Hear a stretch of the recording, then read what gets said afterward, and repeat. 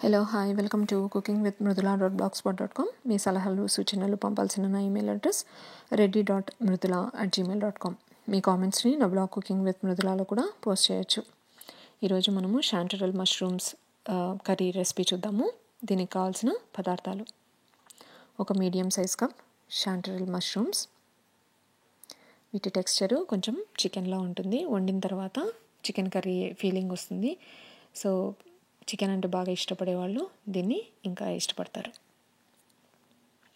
ఒక చిన్న కప్పు ఉల్లిపాయ ముక్కలు, 1 టేబుల్ స్పూన్ కారము, కొద్దిగా పసుపు, తగినంత ఉప్పు, 1 టేబుల్ స్పూన్ బియ్యము, 1 టేబుల్ స్పూన్ ధనియాలు, 1/2 టేబుల్ స్పూన్ కొబ్బరి పొడి, 2 వెల్లుల్లి రెబ్బలు, 1 టేబుల్ స్పూన్ నెయ్యి లేదా బటర్,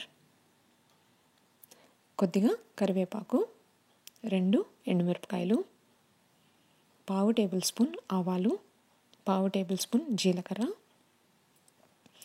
1 గ్లాస్ నీళ్ళు. ఇప్పుడు తయారు చేసే విధానాన్ని చూద్దాము.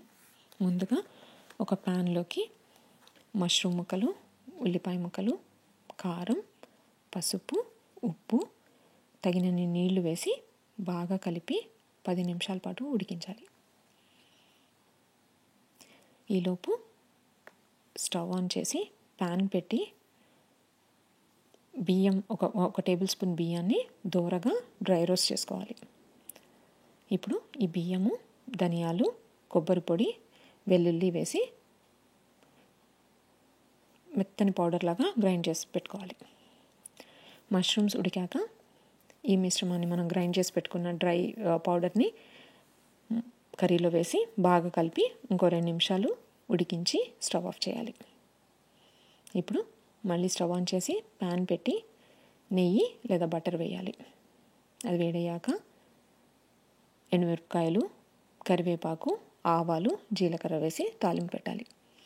ఈ తాలింపుని మష్రూమ్ కర్రీలో వేసి బాగా కలపాలి. అంతే, ఎంతో రుచికరమైన మష్రూమ్ కర్రీ రెడీ. ఇది చాలా చాలా టేస్టీగా ఉంటుంది, చాలా న్యూట్రిషియస్ కూడా.